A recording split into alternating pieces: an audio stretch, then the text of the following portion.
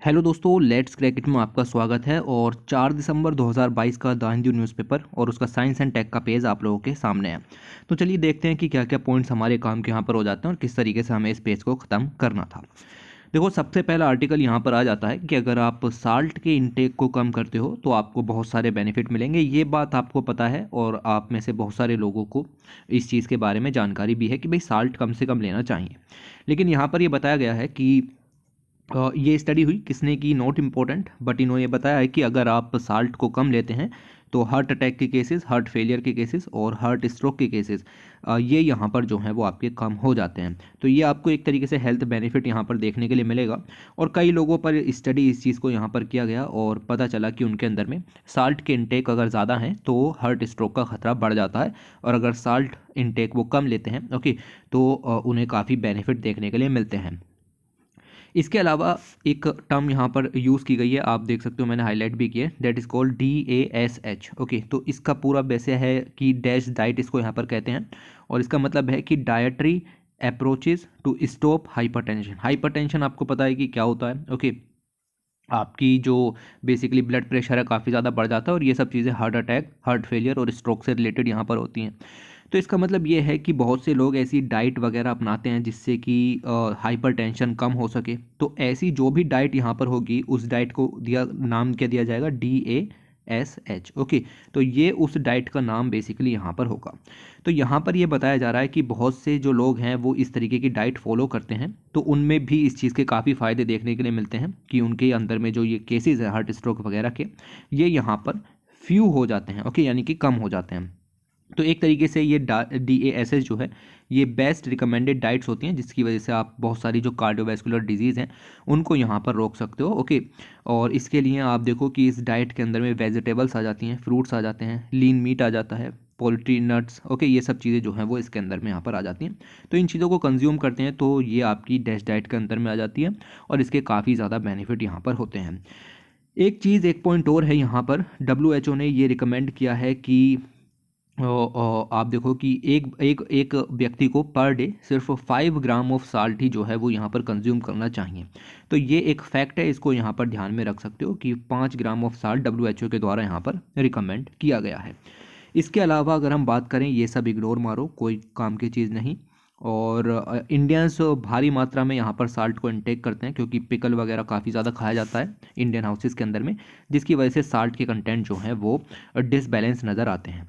इसके अलावा एक पॉइंट और यहाँ पर दिया है, और इस पॉइंट में ये लिखा हुआ है कि जैसे बहुत सारी फूड प्रोडक्ट आते हैं मार्केट के अंदर, तो उनके ऊपर लिखा होता है कि this food package contain 1 gram of sodium. Okay, तो सिर्फ इतना लिखते हैं, वो ये नहीं लिखते कि नमक कितना है या कितना नहीं है, बस इतना लिखते हैं कि 1 ग्राम ऑफ सोडियम है।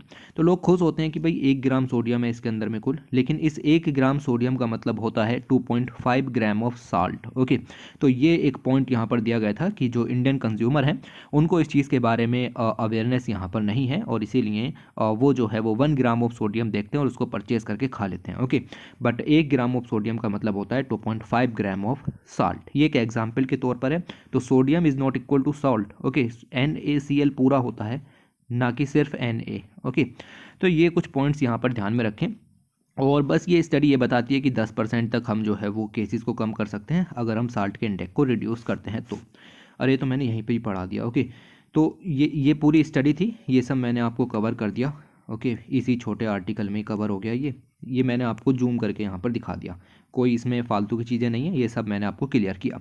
इसके बाद दूसरा आर्टिकल यहाँ पर आता है, और ये आर्टिकल आपको बताता है कि चाइना के अंदर में एक एंशियंट स्कल जो है वो यहाँ पर मिली है, एक खोपड़ी मिली है यहाँ पर। और इससे वही है भाई, अलग अलग खोपड़ियाँ मिलती रहती हैं जगह जगह पर, तो पता चलता रहता है कि हमारे जो पूर्वज थे वो किस तरीके के थे। मिलियन ईयर ओल्ड स्कल यहाँ पर देखने के लिए मिला है, और ये स्कल जो है वो होमो इरेक्टस का यहाँ पर है। ओके, इस तरीके की और भी स्टडीज़ होती रहती हैं, ये हमारे काम की नहीं होती, बट आपको जो बेसिक अंडरस्टैंडिंग है वो इन चीज़ों के बारे में होनी चाहिए। जैसे जैसे कि आप पढ़ने बैठोगे हिस्ट्री या कुछ भी सब्जेक्ट, ओके, और ज्योग्राफी के अंदर में भी ये सब चीज़ें कवर होती हैं, तो ये कॉमन बेसिक चीज़ें हैं जो कि आपको पता होनी चाहिए कि भाई अगर चाइना के अंदर में स्कल फाउंड हुआ है तो वो कौन से होमो का होगा। ओके, जैसे कि आप देखो कि जो ह्यूमन सिविलाइजेशन है उसकी उत्पत्ति यहाँ ईस्ट अफ्रीका से यहाँ पर हुई। ओके, ईस्ट अफ्रीका से ये सब लोग फैलने शुरू किए, और ऑस्ट्रेलिया बेसिकली अगर हम यूरोप की बात करें तो यहाँ पर नियंडरथल्स उभर करके आए, फिर ये माइग्रेट हुए अलग अलग जगह पर। ये देखिए ये हिस्सा जो है चाइना का, जिसकी स्टडी यहाँ पर हो रही है, यहाँ पर जो है वो इरेक्टस के नाम से जाने गए। यहाँ गए ये ऑस्ट्रेलिया के अंदर डेनिसोबान के नाम से जो है वो जाने गए। तो इस तरीके की चीज़ें जो हैं वो आपको क्लियर होनी चाहिए।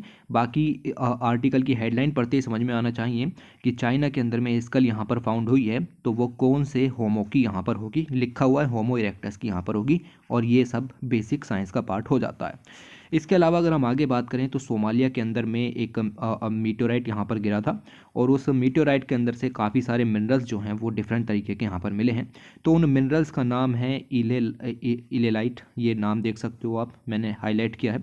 इसके अलावा दूसरा जो मिनरल मिला है उसका नाम भी यहाँ पर दे दिया है, एल्किस्टेनटोनाइट। ओके, तो ये कुछ ऐसे नाम हैं जो कि फैंसी से लगते हैं, तो पूछे भी जा सकते हैं, कोई दिक्कत वाली बात नहीं है। बस आपको ये नाम यहाँ पर याद रखने और कुछ भी याद नहीं रखना।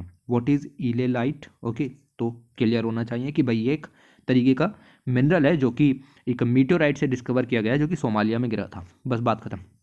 इसके अलावा जो मेगा कॉन्स्टलेशंस होते हैं, मतलब कई सारे सैटेलाइट्स का अपना एक पूरा झुंड होता है, उसको हम कनेक्ट करते हैं, कई सारे सैटेलाइट्स कनेक्ट होते हैं, और वो जो है वो मिल करके एक मेगा कॉन्स्टलेशन यहाँ पर बनाते हैं। जैसे स्पेस एक्स वगैरह के यहाँ पर इस तरीके के काफ़ी सारे सैटेलाइट्स यहाँ पर हैं। आप देख सकते हो कि एक ऐसे ही मेगा कॉन्स्टलेशन का नाम है स्टारलिंक इंटरनेट नेटवर्क, जो कि स्पेस एक्स का है। तो ये काफ़ी सारे सैटेलाइट्स एक साथ रिलीज़ करते हैं और वो सब आपस में कनेक्ट होते हैं। तो ये बहुत सारे सैटेलाइट्स का रिलीज़ होना ये बिल्कुल भी सही नहीं है, क्योंकि इससे आप देखो कि स्पेस डेब्रिस यहाँ पर बढ़ता है, आकाश में जो है वो केपलर सिंड्रोम वगैरह सब सिचुएशन यहाँ पर हो जाती हैं।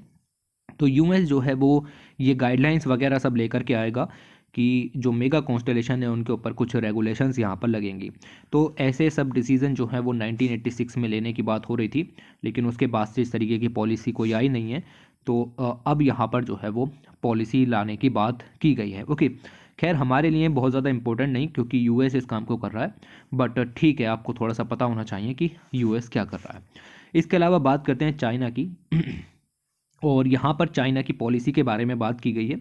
चाइना ने पॉलिसी अपनाई, पॉलिसी का नाम है ज़ीरो कोविड पॉलिसी या जीरो कोविड स्ट्रेटजी। ओके, तो इसके ऊपर चाइना कह रहा था भी हम ये कर देंगे।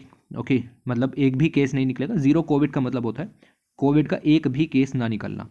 लेकिन अब जो है वो सिचुएशन थोड़ी सी वर्स हो गई है। देखो सब हेडिंग में क्या लिखा हुआ है, इसको पढ़ो।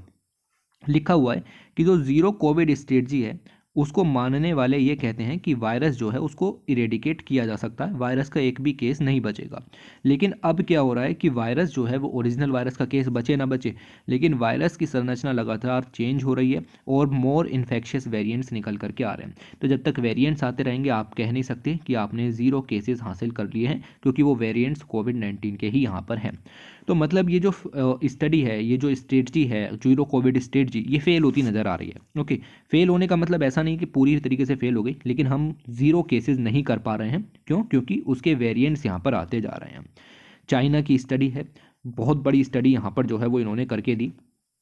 आप देख सकते हो ये जो है वो इस तरीके से ये पूरी स्टडी यहाँ पर जो है वो दी है। मैंने आपको इसकी समरी तो अब तक बता दी, लेकिन इसके अलावा अगर आप देखो तो एक दो पॉइंट्स हम यहाँ पर और जान सकते हैं, बाकी को इग्नोर करने की कोशिश करेंगे।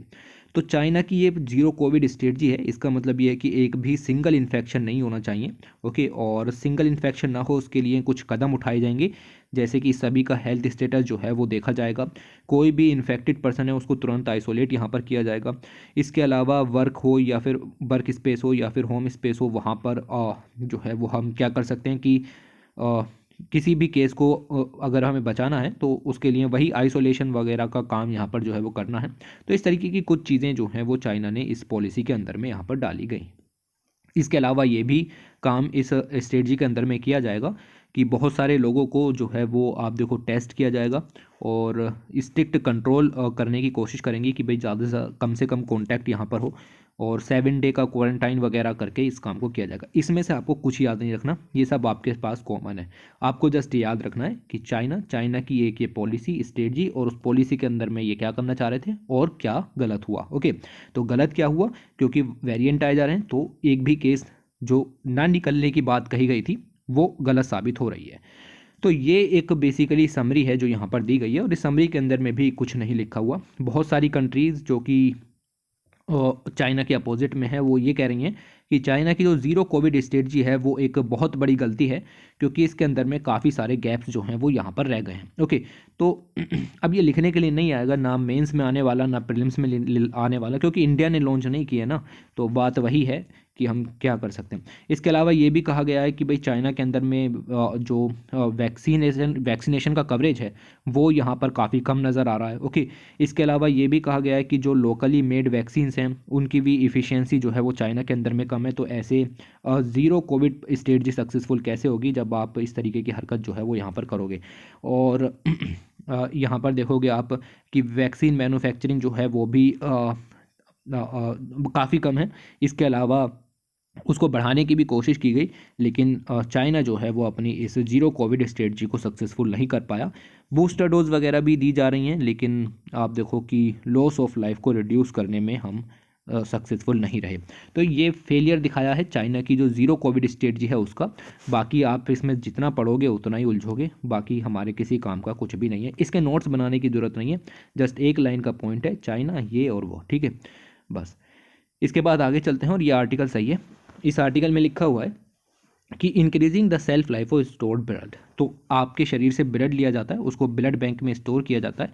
ब्लड बैंक में स्टोर करने के 42 दिन तक ब्लड जो है वो सही रहता है, सिर्फ 42 दिन तक। अगर किसी ने उस ब्लड को ले लिया तो ठीक, नहीं लिया तो फिर वो ब्लड ख़राब हो जाता है और उसको फेंक दिया जाता है। ओके, तो अब ये जो सेल्फ लाइफ है 42 दिन की, इसको बढ़ाने की बात इसके अंदर में कर रहे हैं, क्योंकि सिर्फ 42 दिन तक ब्लड सही रहेगा। और हम कोशिश करेंगे कि इसको जो है वो बढ़ा करके और कुछ दिन तक जो है वो यहाँ पर करें, लाइक 21 दिन और ज़्यादा चल जाए तो ज़्यादा बेहतर रहेगा। ओके, तो इस तरीके की बातें इस आर्टिकल के अंदर में की गई हैं। अगर हम बात करें तो ये स्टडी जो है वो आपकी इंडिया के अंदर में की गई, तो इसीलिए और इम्पोर्टेंट हो जाती है। इंडिया के अंदर में जो इंस्टीट्यूट है stem cell science and regenerative medicine का, जो कि अपने आप में डिपार्टमेंट ऑफ बायोटेक्नोलॉजी के अंदर में ऑटोनोमस इंस्टीट्यूट है, उन्होंने एक ब्लड बैग टेक्नोलॉजी यहाँ पर डेवलप की है। और ये इस तरीके की पहली टेक्नोलॉजी है जिसके अंदर में हम दो काम करेंगे इस टेक्नोलॉजी के ज़रिए। जो आपकी ब्लड की स्टोरेज की क्वालिटी होती है उसको इम्प्रूव करेंगे, और साथ ही साथ उसकी जो शेल्फ लाइफ है जो कि 42 दिन की है उसको यहाँ पर हम बढ़ाने की कोशिश करेंगे। ओके, तो ये दोनों पॉइंट आपको यहाँ पर ध्यान में रखने हैं। इसके अलावा हम इंडिया में ब्लड डोनेशन तो होता ही है, लेकिन वो भी अपर्याप्त यहाँ पर है। अपर्याप्त तो है, चलो जितना भी हुआ उतना सही, लेकिन जितना हुआ उसमें भी काफ़ी कमियां हैं। उसकी क्वालिटी जो है वो ख़राब हो जाती है स्टोरेज वगैरह के दौरान। ओके, स्टोर्ड जो ब्लड होता है, जो ब्लड आपने यहाँ पर स्टोर किया है, उसकी अपनी एक लिमिटेड सेल्फ लाइफ होती है। आप उसको बेसिकली इनफाइनाइटली यूज़ नहीं कर सकते, तो ये दिक्कत यहाँ पर होती है।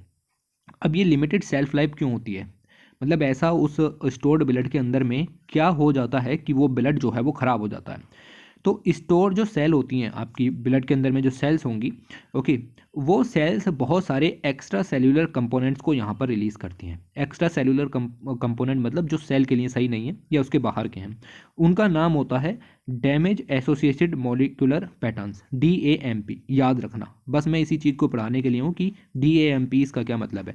फुल फॉर्म है damage associated molecular patterns. Okay, और ये आपके जो ब्लड है, जो स्टोर्ड ब्लड है, उसमें यहाँ पर प्रोड्यूस होते हैं 42 दिन के बाद या फिर उस ड्यूरेशन में, जिसकी वजह से जो आपकी सेल्स हैं, जो ब्लड की और सेल्स हैं, वो यहाँ पर डैमेज हो जाती हैं। तो एक तरीके से स्टोर ब्लड के अंदर में एक्स्ट्रा सेल्यूलर कंपोनेंट्स आ जाते हैं जो कि आपके सेल्यूलर कंपोनेंट्स को डैमेज यहाँ पर करते हैं। तो ये पॉइंट आपको यहाँ पर ध्यान में रखना है। तो इस इशू को टैकल करने के लिए हमारे पास पहले से काफ़ी सारे मेथड थे, बस वो मेथड कुछ ज़्यादा काम के नहीं थे। तो अब हम यहाँ पर जो है वो क्या करने वाले हैं, जो आपके ये damage causing extra cellular components हैं, इनको हम कैप्चर करेंगे और इनको हम रिमूव कर देंगे, या इनको हम जो है वो इस ब्लड के अंदर में ख़त्म कर देंगे। तो उसको ख़त्म करने के लिए ये नोबल टेक्नोलॉजी यहाँ पर जो है वो डेवलप की गई है। इससे इसकी जो शेल्फ लाइफ है वो 25% यहाँ पर बढ़ाई जा सकती है, और स्टोर्ड ब्लड सेल्स को डैमेज होने से बचाया जा सकता है, उसकी क्वालिटी को बढ़ाया जा सकता है, और उसकी सेल्फ लाइफ को बढ़ाया जा सकता है। ये सब फ़ायदे होंगे इस टेक्नोलॉजी को डेवलप करने के।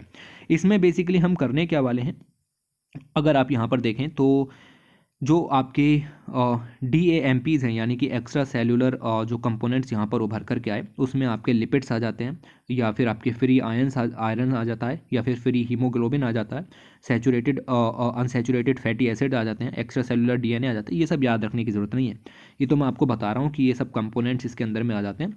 और ये कंपोनेंट जो है वो आपकी जो स्टोर ब्लड है उसमें आरबीसी वगैरह को डैमेज यहाँ पर कर देते हैं, तो काफ़ी दिक्कत यहाँ पर हो जाती है। तो उन सब दिक्कतों को ख़त्म करने के लिए ये टेक्नोलॉजी बनाई गई, और इस टेक्नोलॉजी के अंदर में जो बैग को मतलब ब्लड को स्टोर करने के लिए बैग बनाए जाते हैं, वो बैग अब नैनो फाइबर शीट्स के यहाँ पर बनाए जाएंगे।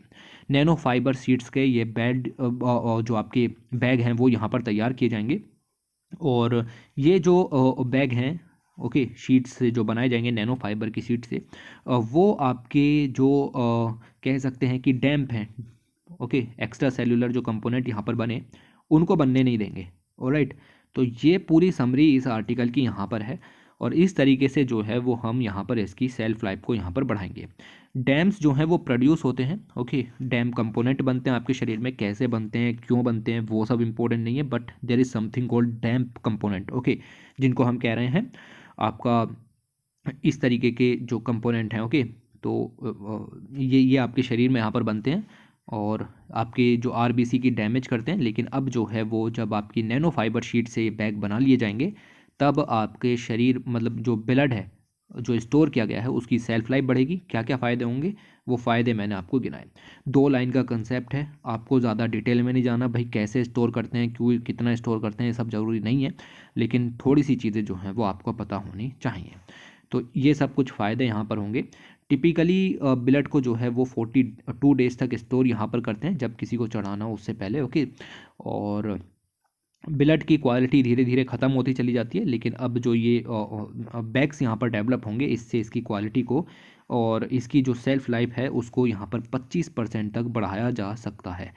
तो जस्ट अ सिंपल पॉइंट कि क्या फ़ायदे होंगे इस नैनो फाइबर शीट के और ये काम कैसे करेगी, बस ज़्यादा नहीं जानना, कि बस इतना जानो कि ये नैनो फाइबर शीट डेवलप होगी और ये जो आपके शरीर में एक्स्ट्रा सेलुलर, शरीर में कहाँ आ रहा हूँ, जो स्टोर्ड ब्लड के अंदर में जो डैम्प कंपोनेंट यहाँ पर बनेंगे उनको बनने से यहाँ पर रोकेगी, या अगर बन चुके हैं तो उनको ख़त्म करेगी और कैप्चर करने का काम करेगी, ओके। तो एक तरीके से ये उसको एब्जॉर्ब कर लेगी और जो ब्लड है वो प्योर यहाँ पर बना रहेगा। तो ये कुछ चीज़ें जो हैं वो याद रखो अपनी तरफ से, ये चीज़ें यहाँ पर याद रखनी है कि व्हाट इज़ दिस करके। इसके बाद आगे चलें, लिखा हुआ है मॉडर्न बर्ड। ये हमारे लिए आर्टिकल किसी काम का नहीं है, ओके, ये किसी काम का नहीं। यहाँ से ना तो प्री का क्वेश्चन निकल रहा है ना ही मेंस का क्वेश्चन निकल रहा है। तो इस तरीके से आपका ये जो 4 दिसंबर वाला पेज है ये यहाँ पर कंप्लीट हुआ। एक लाइन यहाँ से निकलती है, 2 लाइनें यहाँ से निकल रही हैं, तो 2-3 लाइन यहाँ से निकल रही हैं, एक पॉइंट यहाँ से निकला, ओके, और एक ही पॉइंट यहाँ से निकला। यहाँ 2 नाम दिए गए थे, मैंने आपको बताया 2 नई जो मेटल्स हैं उनके नाम दिए गए थे। इसके अलावा यहाँ से कोई पॉइंट नहीं निकल रहा, यहाँ से कोई पॉइंट नहीं निकल रहा। तो जस्ट 5 लाइन में पूरा आर्टिकल ख़त्म करो। Thanks for watching, take care.